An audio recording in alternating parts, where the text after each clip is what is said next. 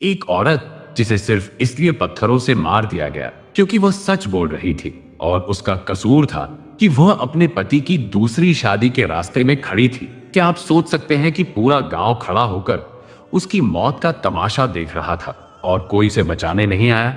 Iran के एक छोटे से सूखे धूल भरे गांव में रहती थी एक शांत स्वभाव की औरत सुराया, 4 बच्चों की मां, बेहद सादगी से जीने वाली लेकिन अंदर से बहुत मजबूत। उसका चेहरा हमेशा थका हुआ रहता था पर आंखों में अपने बच्चों के लिए उम्मीद चमकती रहती थी। सुबह से रात तक वह घर के कामों में लगी रहती, बच्चों को संभालती, पानी भरती, खाना बनाती और हर दिन एक ही उम्मीद करती कि शायद आज उसका पति अली उससे इंसान की तरह बात करेगा। लेकिन अली के दिल में अब उसके लिए कोई जगह नहीं बची थी। अली गांव की जेल में काम करता था और पिछले कुछ महीनों से उसका व्यवहार बदल गया था। वह घर देर से लौटता, बच्चों पर चिल्लाता और सुराया से नजरें चुराता। एक रात उसने अचानक कहा, मैं दूसरी शादी करना चाहता हूँ और तुम मुझे तलाक दे दो। सुराया के हाथ से रोटी का टुकड़ा गिर गया। उसने धीमी आवाज में कहा, लेकिन बच्चों का क्या होगा अली? अली हंस पड़ा, बच्चे मेरे पास रहेंगे और तुम अपने रास्ते जाओ। ये पहला झटका था लेकिन असली तूफान अभी बाकी था।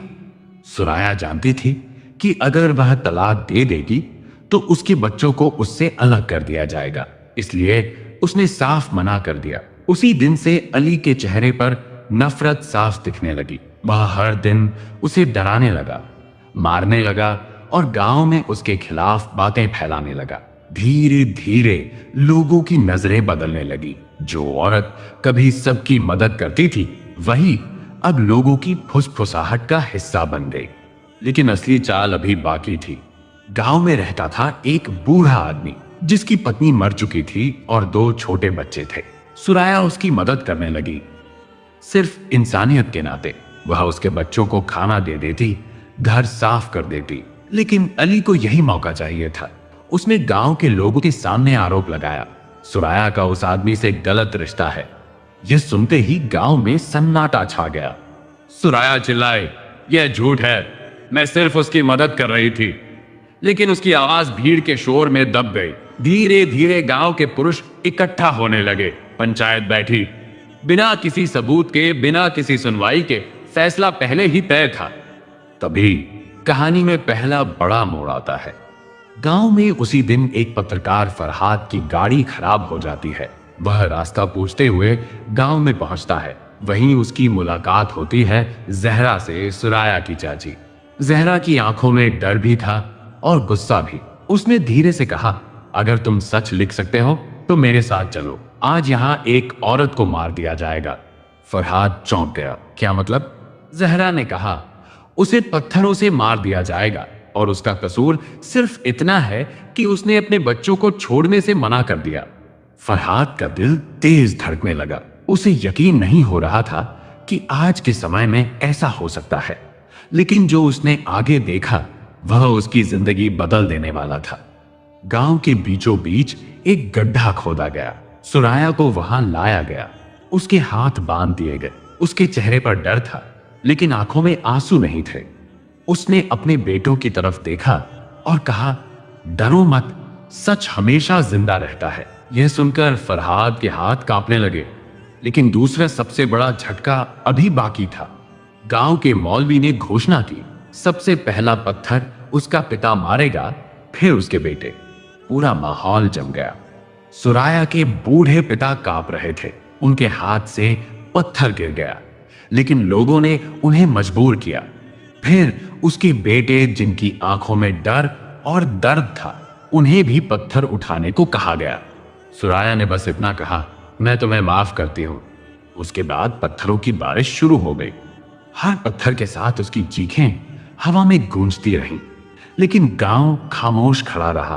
कोई आगे नहीं आया, कोई नहीं बोला, रुको। फरहाद यह सब देख रहा था लेकिन वह कुछ नहीं कर सकता था। उसकी आंखों से आंसू बह रहे थे। तभी जहरा ने उसका हाथ पकड़ा और कहा, अगर तुमने यह कहानी दुनिया तक नहीं पहुंचाई तो सुराया सच में मर जाएगी। यही कहानी का तीसरा और सबसे खतरनाक मोड़ आता है। रात होते ही जहरा फरहाद को गांव से बाहर ले गई। रास्ते में उसने पूरी सच्चाई बताई।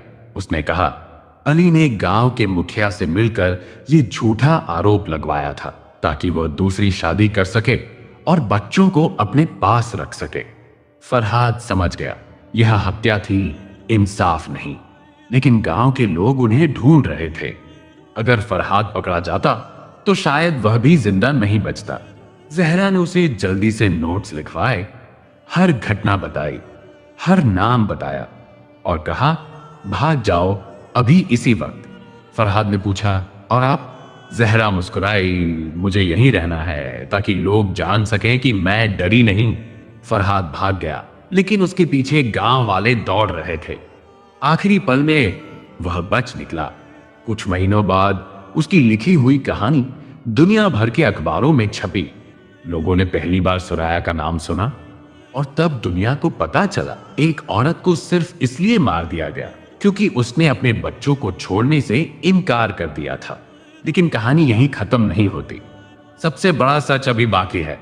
सुराया की मौत के बाद भी गांव के लोग उसे गलत कहते रहे क्योंकि सच स्वीकार करना आसान नहीं होता। लेकिन जहरा हर दिन लोगों से कहती रही, जिस दिन तुम सच मान लोगे उसी दिन सुराया को इंसाफ मिलेगा। यह कहानी सिर्फ एक औरत की नहीं है, यह कहानी उस डर की है जो सच बोलने वालों को चुप कर देता है।